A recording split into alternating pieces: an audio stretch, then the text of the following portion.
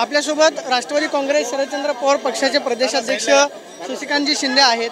शिंदे साहेब, तुम्ही या ठिकाणी आलात, मनोज जरांगे पाटलांची भेट घेतली।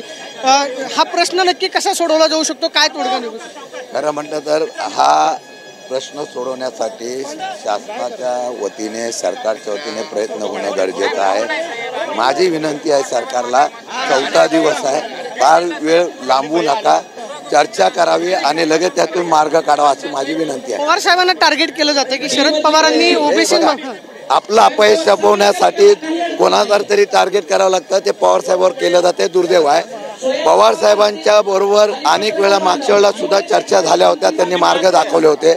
आता सुद्धा घटनेच्या चौकटीतून त्यांनी मार्ग दाखवलेला आहे। ओबीसीचा कोटा वाढवण्यात आला तर आपोआप हा प्रश्न मार्गी लागू शकतो, हे सगळं सांगितलेलं आहे। पण दुर्दैव आहे की त्याच्याबद्दलची भावना का होत नाही मला कळत नाही, पण मी हात जोडून विनंती करतो की हा प्रश्न मार्गी लावा। ह्याच्यामध्ये आम्हाला कुठलंही राजकारण करायचं नाही, न्याय मिळाला पाहिजे ही भावना आमची प्रामाणिकपणे। शरद पवार साहेबांशी तुमचं काय अलीकडच्या 2 दिवसांमध्ये बोलणं झालंय का, किंवा पक्षाची भूमिका? एकीकडे तुमची मंडळी पक्षाची भूमिका स्पष्ट आहे। ज्या वेळेला अशा पद्धतीचं महाराष्ट्राच्या कानाकोपऱ्यातून माणसं इथं आल्यानंतर लवकर मार्ग चर्चेतून निघावा, आमची सुद्धा चर्चा करायची तयारी आहे। जर सर्व विरोधी पक्षापासून सगळ्यांना बोलवं घेतलं तर चर्चा निघू शकते, त्यातून काही ना तरी तोडगा येईल। आमच्यावर तुम्ही आरोप करण्यापेक्षा आम्हाला चर्चा पण बोलवत नाही, काही नाही, नुसते आरोप करतात, आमचं म्हणणं आहे। सरकारनं तुम्हाला चर्चेसाठी जर बोलवलं तर तुम्ही चर्चेसाठी जाणार? मी पाटलांनी पाणी सोडलं म्हणूनच आलोय आज। तुम्हाला पाणी सोडलेलं आहे, आम्ही तुमच्या बरोबर आहे 100%। पाणी सोडलेलं आहे, आम्ही 100% पाटलाच्या जीवाला जर काय धोका झाला मराठी अख्खी मुंबई पेटून टाकतील। आमच्या 6 कोटी पाटलाच्या जीवाला जर काय धक्का झाला।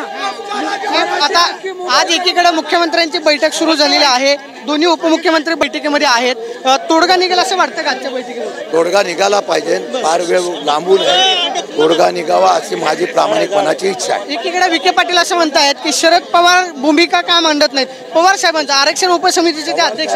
पवार साहेब सत्तेमध्ये आहेत का? हो, पवार साहेब काय भूमिका मांडायची म्हणून तुम्ही अपेक्षा करता, मला कळत नाही।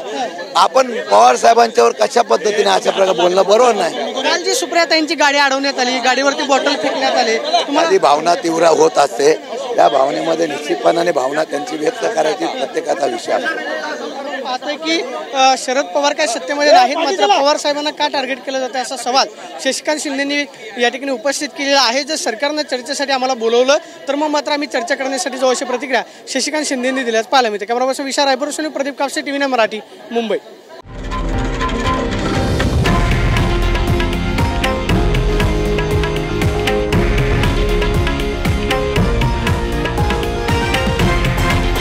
हे आहे देशातील नंबर 1 न्यूज नेटवर्क आणि आपण पाहत आहात TV9 मराठी, एकमेव।